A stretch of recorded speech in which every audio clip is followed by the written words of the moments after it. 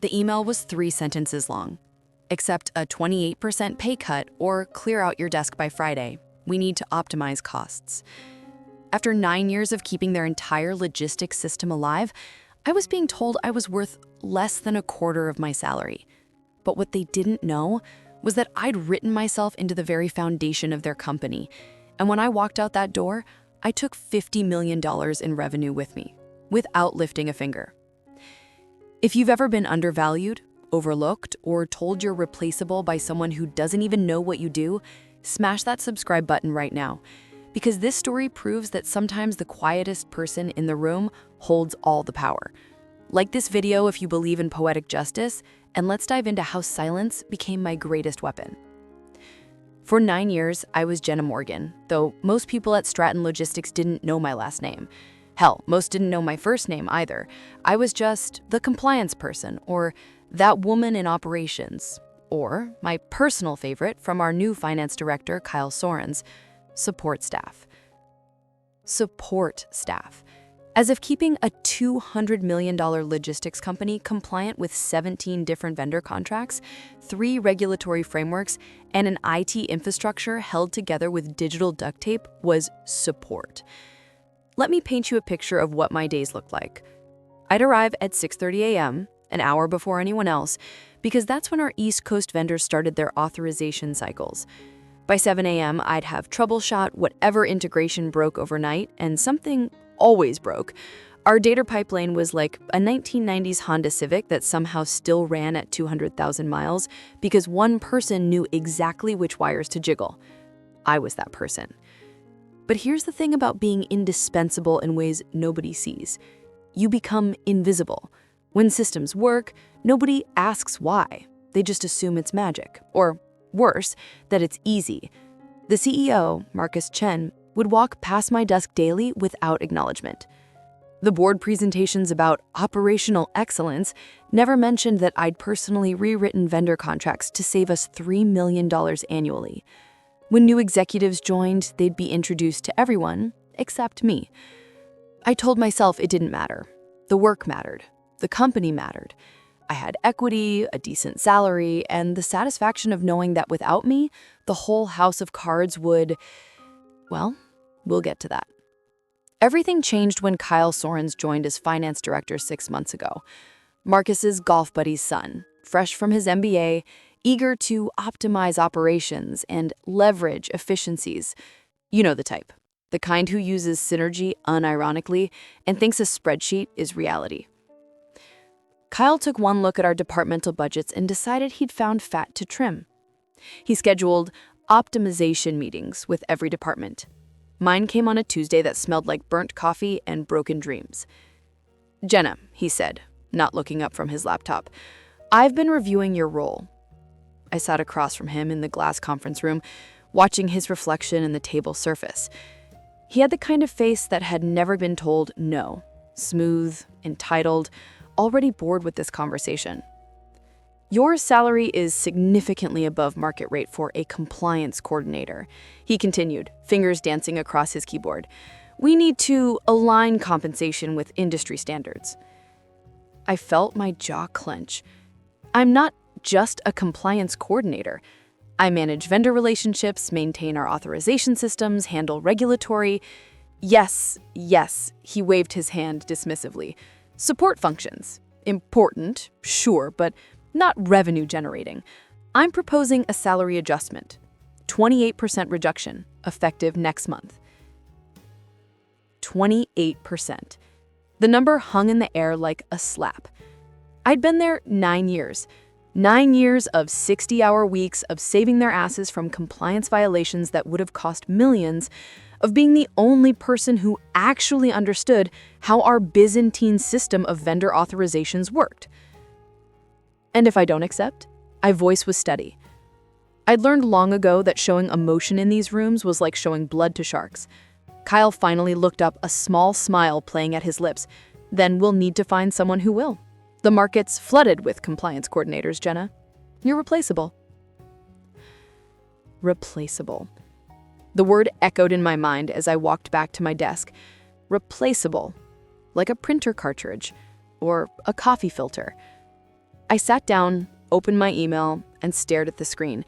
9 years reduced to a single word. Replaceable. That's when I remembered Clause 14D. 3 years ago, when we'd renegotiated our master vendor agreements, I was the only one who actually read the contracts. Legal had been swamped, operations trusted me to handle it, and I'd noticed a gap in our continuity planning. What happened if key personnel left? How would we maintain vendor authorizations? So, I'd written in a safeguard. Clause 14D. Any modifications to vendor licensing or authorization protocols must carry the co-signature of the original process compliance officer who established the framework. It was meant to protect the company from vendors making unilateral changes, but it also meant that my signature, specifically mine, not my role or title, was legally required for any vendor authorization changes. And in 3 years, nobody had read that contract again. Why would they? Everything worked. Magic, remember? I typed my resignation letter in 12 minutes. No explanations, no bridge burning, just professional courtesy.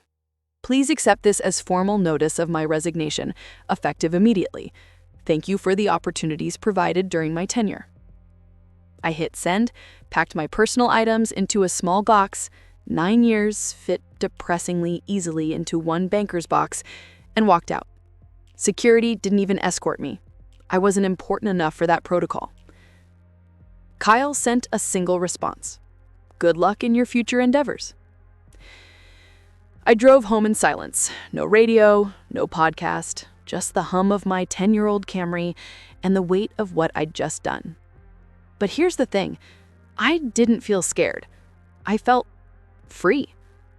For the first time in 9 years, I wouldn't wake up at 5:45 a.m. to check overnight alerts. I wouldn't spend weekends patching systems that should have been replaced years ago. I did nothing. And I mean that literally. I didn't delete files, didn't change passwords, didn't sabotage anything. I simply ceased to exist in their ecosystem. I blocked company numbers, set up an auto-reply directing inquiries to HR, and started applying for new positions. The first vendor alert came 3 days later. Dataflow Solutions rejected a routine authorization renewal. Then Cargo Pro Systems flagged an invalid compliance signature. By day 4, 17 different vendors had frozen their services pending valid authorization. The beauty was in the cascade effect. Without Dataflow, inventory tracking stopped. Without Cargo Pro, shipping authorizations failed. Without shipping authorizations, trucks sat idle. Without trucks moving, revenue stopped. My phone, my personal phone, started buzzing with unknown numbers, former colleagues using personal cells. I didn't answer. The emails came next, forwarded from my auto-reply to my personal account, increasingly frantic subject lines. Urgent, vendor authorization crisis. Emergency, please contact ASAP. Critical system failure, need your help. Marcus Chen himself called on day 5. I let it go to voicemail. Jenna, it's Marcus. We've discovered an issue with our vendor contracts. Something about a clause 14D. Legal says your signature is required for authorizations. This is causing significant disruptions. Please call me immediately. We can discuss compensation, whatever it takes. Whatever it takes. Funny how quickly replaceable became irreplaceable. The news hit industry blogs by the end of the week. Stratton Logistics faces operational crisis following key personnel loss. They didn't name me. I was still invisible, even in disaster. But LinkedIn told a different story. Recruiters who'd ignored me for years suddenly flooded my inbox. Former colleagues shared cryptic posts about the importance of valuing every team member. Kyle Sorens updated his LinkedIn to "Seeking New Opportunities" on day 7. Through it all, I maintained silence. Not out of spite, but out of dignity. They'd made their choice, and choices have consequences. When legal finally tracked down my personal email with a formal consulting offer, $500 per hour, minimum 40-hour retainer, I responded with 2 words: not interested. The most satisfying part wasn't watching the company scramble. It wasn't the seven-figure emergency board meeting or Kyle's unceremonious departure. It wasn't even the industry schadenfreude as competitors poached Stratton's panicking clients.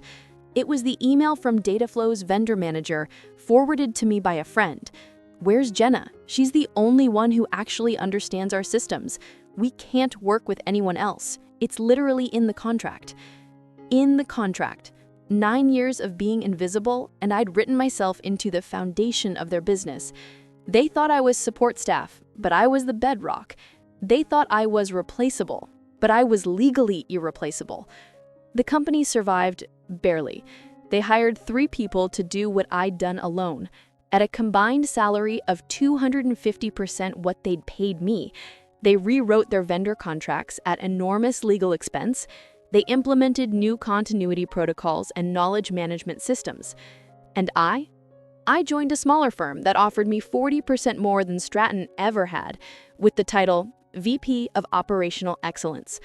On my first day, the CEO introduced me to the entire company, by name, first and last. You can't unfire a foundation. You can't optimize away expertise. And you can't replace the irreplaceable, no matter what your MBA tells you. If this story of quiet vindication resonated with you, hit that like button and drop a comment below. What's the most satisfying moment of professional karma you've witnessed? Subscribe for more stories of underdogs who prove their worth in the most unexpected ways. And remember, sometimes the most powerful thing you can do is simply step back and let people discover exactly what you are holding up. Until next time, know your worth and never let anyone tell you you're just support staff.